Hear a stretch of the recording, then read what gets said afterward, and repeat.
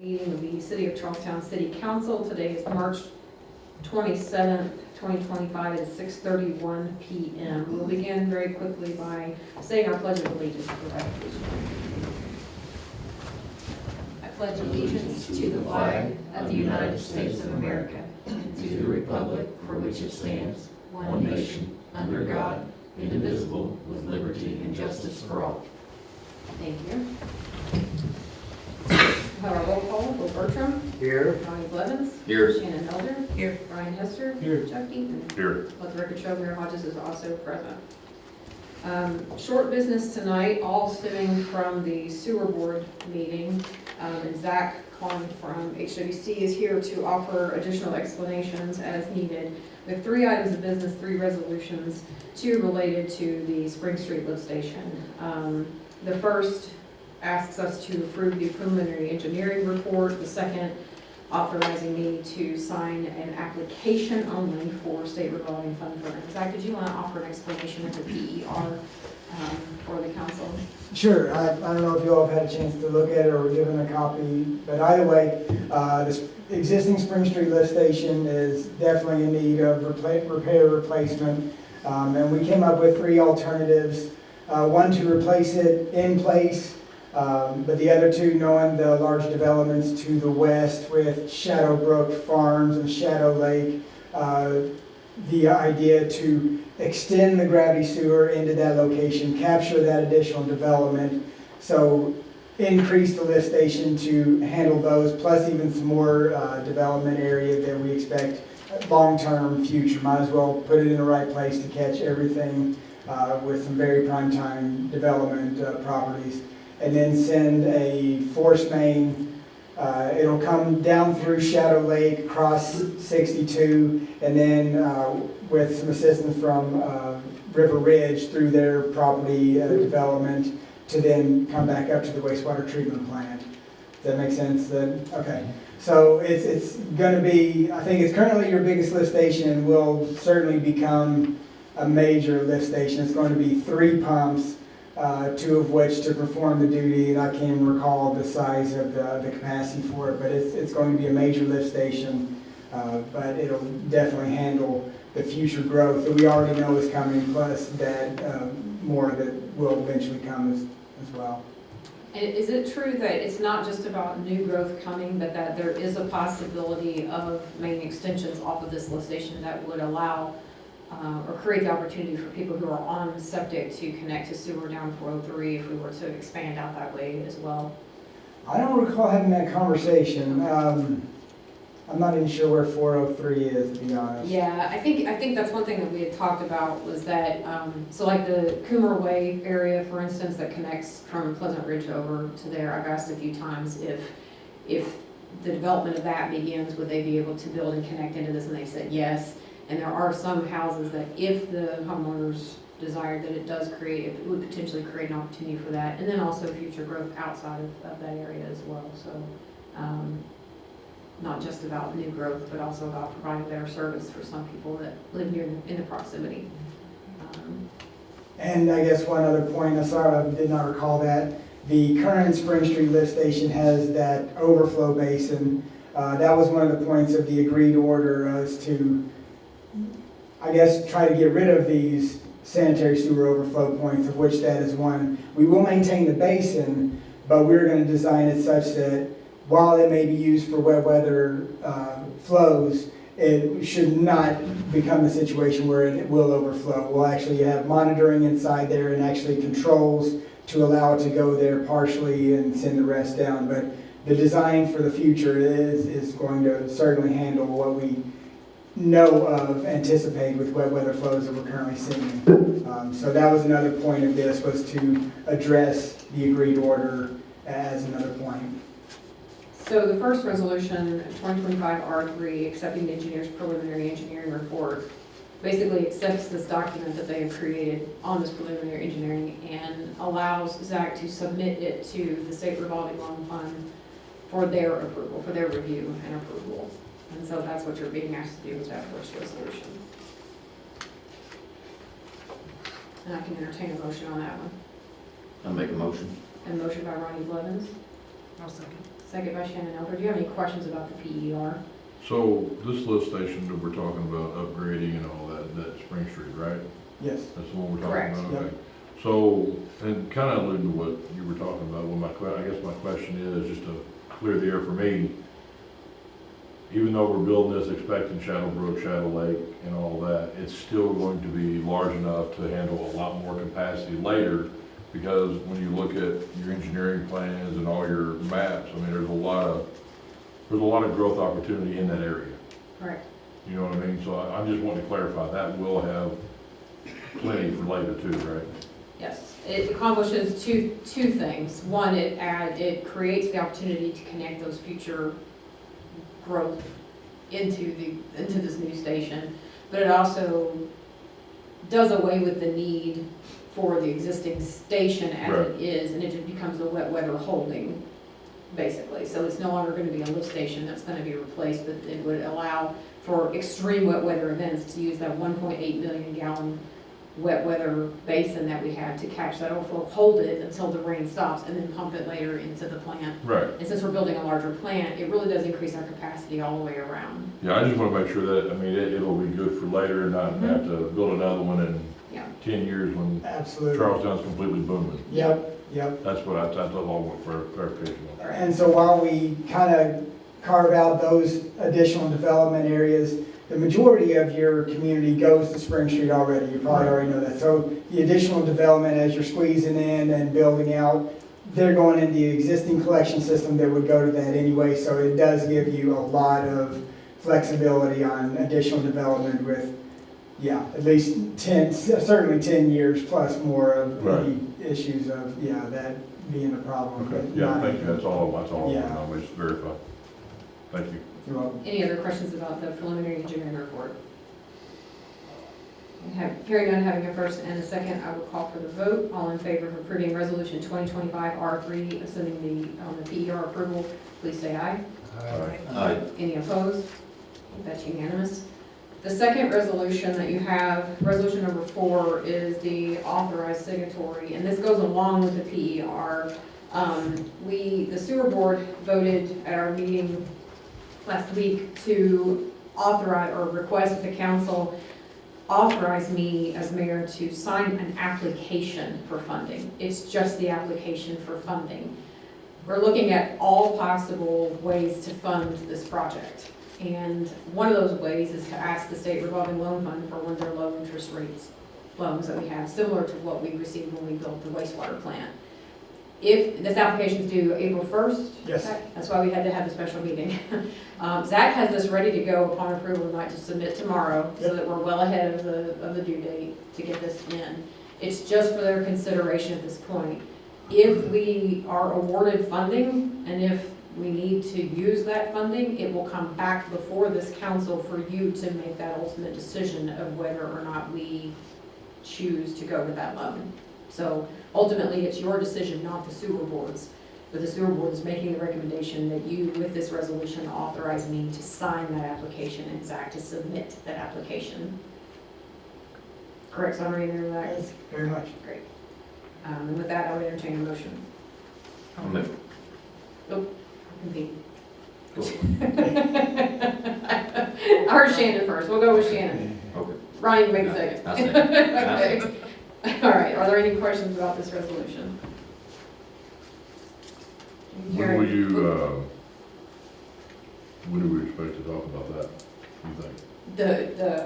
To hear back from them, how long does it take you for them to review these? We expect to hear something by summer, and whether it gets in the summer pool or I think there's also a fall pool. We'll know something in June, whether it's approved for now or what funding is available. It's kind of up to them where we rank and everybody else that's doing the same thing. But yeah, by June, I think we should know what to expect.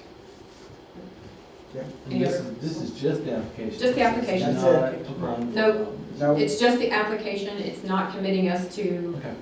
any action beyond that. It's just saying, hey, what would we be eligible for if we are eligible? That's it. And if this doesn't, if we're not eligible for anything on this, we have a backup plan? Well, some of that backup plan involves looking at the capacity fees that we are receiving for existing growth and development. So as River Ridge in particular keeps building, we're getting some pretty sizable capacity fees. We're also asking the council soon, and hopefully in a soon meeting, to look at our capacity fees and potentially increase that. They've not been increased for a very long time, and other communities around us have increased that to the point where we are far lower. For perspective, Sellersburg is at 3,300 or 3,200 per EDU, economic dwelling unit, and Jeffersonville just passed theirs to go to, is it almost 5,000? It's like 4,900, I think, they just passed, somewhere around there. And ours is 2,100. So we've got a lot of room to grow. And still keep it reasonable, still keep it competitive. No one's saying we go to 5,000, not at all. But some of our revenue, since this is actually building for our capacity, that's what those capacity fees are for, is to go into a separate fund to help us make these kinds of improvements. So we were looking at that as well. I would love for this utility to be self-sustaining and not have to use any debt. I think we get closer and closer to being there every day. The fund looks really nice, so. Great. Any other questions on the authorized signature? Hearing none, all in favor say aye. Any opposed?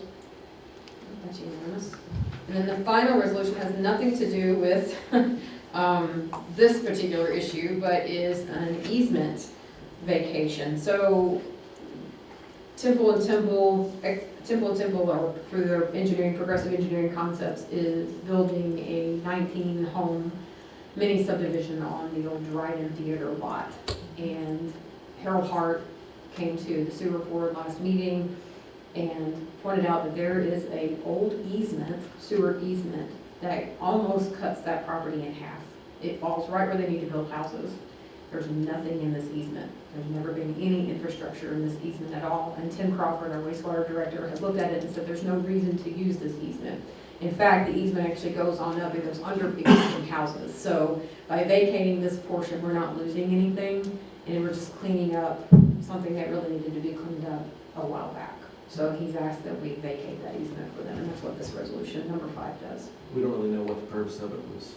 It was probably laid out at some point when they were building Glendale or something at some point, and then that they had the easement on record and didn't need it, didn't end up using it. But that easement will not serve the existing property, and technically cannot serve the other properties because of stuff that's been built over it in the long run. So it's really just it's dead space. It's not needed. It's sort of like that one that we did last time, where at the end of is it April Court, we did that one, where it was just an old easement that was there that nothing was in. We were gonna put a dead end turnaround, they had a plan back Yeah. in the 50s. It's similar, Nothing ever it's happened. very similar to that was a right of way, but this is a sewer easement and there's nothing in it, and Tim said there's no logical reason to ever need it. It was an area that we probably planned to do something 75 years ago, but it didn't work out that way. The line actually runs in the middle of Beauhart, so. Okay. Yeah. And that land is being built on now, right? That's Yes. That's what. He has it approved to build, I think it's 19 single-family homes. So all of it will be maintained. We're not releasing any part of the easement Correct. that won't be maintained by someone. Nope, it's all gonna be, it's all gonna have houses on it, basically, Okay. so it'll be people's yards. It's not a road, it's not going in the middle of a road, it's not doing anything, it's literally laying across where they need to put houses. Okay. Yep. Any other questions? All right, need a motion to approve? I'll make a motion. Chuck Eaton makes the motion, do we have a second? I'll second. Second by Shannon Elder, any other questions? Hearing none, all in favor say aye. Aye. Any opposed? That's unanimous. That is all of the business we have for the special call meeting. I want to thank the council Hang for on. willingness to meet. Zach, Zach? I just got some questions. Sorry, yep, How's the plant going? that is not a question for me. I understand it's going well. I can answer that for Okay, you. please. So Zach is with HWC and JTL is still the manager I'm just curious. for the plant. They gave a report at the last meeting. Jim Haggerty came in and made a brief report and said so far everything is on schedule. The admin building is to the point where Tim and his staff are picking out interior design and furniture, so they're super excited. The concrete pouring is almost done, they've almost poured the last of that. They still expect that we are on target to finish the plant and have it online in October. And then they will switch to the demolition of the structures in the old plant at that point. So things are going well. Hopefully go down and see him in the next month. Yeah, they said anytime, Tim said anytime you want to do a tour or come check it out, just give Tim a buzz and he'll show you around, put you in some PPE and show you around and let you see what's going on. But it's trucking right along. So far, we've been very fortunate. It's on schedule, and so far, the full contingency is not being used, so. All right. Just want to make sure that everybody knows for the record that our meeting next month has been changed. I think everybody's confirmed with me on that. Our meeting for April will be the 10th, which is a Thursday, at 6:30 is our regular meeting. We do have quite a few items for you to take action on. And we also have a public hearing scheduled for that, for the Spring Street Station. I don't think that's that public hearing. We have the Hen River Valley public hearing for that one. So the drainage plan that we've been doing, the BOT, they've made it through the scoping period. We do have the guaranteed maximum if any of you. I've talked to Ryan about that. I think, did we talk about that, you and I? If you want to see any of those documents on before the meeting, just talk to me about it. But there will be a representative here from Dan Christiani DC. Is that the engineering documents that they've got? They don't have all the engineering documents. What they had was the guaranteed maximum price. Okay. It came in a little over what we were hoping, but Don and I have been working on a way to fund it. So it came in at around $700,000 because, I mean, since I had you here, we're in a fair meeting, we can talk about this. The original plan, there are 4 culverts that go under High Jackson there. You can circulate those and sign those. There are 4 culverts that go under. The original plan was to just drop another culvert under at a lower level so that the water, it wouldn't have to come up as high to go through. What they found is that there is a Watson water line, main that goes through there, which means they're going to have to relocate this main, and that is quite expensive. There's an old agreement with the county from 1950 something that says when there's a Watson water line on a roadway, in a right-of-way, they are not responsible for moving that line. Because of that old 1950 agreement, we have to pay to move that line, and so that has increased the cost of this project. However, last year, through very careful calculations, we were able to save about 200-something thousand, 200,000 some change from our local road and streets, because I anticipated needing to help pay for this. So that means that the ask of the capital trust fund, the savings we have from the water sale, is still the same as it was when this started. We're still gonna have to tap into that about 500,000, which is what we thought, which you have $2.6 million in that fund right now. So you would still have 2.1 million left because we would use that money that we saved from the local road and streets from last year's budget to cover the gap.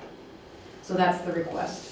And Josh Hillman from DCE will be here at your meeting on the 10th to talk you through that process, that design, and look at that. And we will also have the public hearing at that time so that if you choose to award this and move forward with it and do the appropriation for the funding, we'll be good to go. So I know we're keeping in contact, and a lot of people asking about that. I know there's like an email chain that you've had over the With the last couple of residents. years. Yep. Can we just verify that you sent something to them to? Yes, I have. Okay. I've sent them, and I will make sure they get the invitation for the public hearing. Right. But I think it was advertised in the paper twice and it's been put out. We put it out on our Facebook page. I saw several of them engaging with it. I've been keeping them in the loop, and I will make sure Good. that Thank you. that they get that texted from the email as well. And I think someone shared it in their neighborhood group that they have on Facebook as well. So we've tried every way we can to communicate with them. I don't think any of them are going to complain. They want it solved. They've been. Right. Yeah. And the plan, the goal is still the same, to fix this at the bottom and hope that getting the water moving through there will allow the sinkholes that are kind of at the top of the neighborhood to receive the water the way they're intended and mitigate the flooding at the top as well. But if at any time between now and the 10th you have questions about this, Josh will happily meet with you one-on-one and talk to you about it, or I can show you what I have, but is gonna be pretty much what I just told you. That's the summary of what I have. I don't have the full design documents, I just have the cost and the rough plan, so. Is there anything else?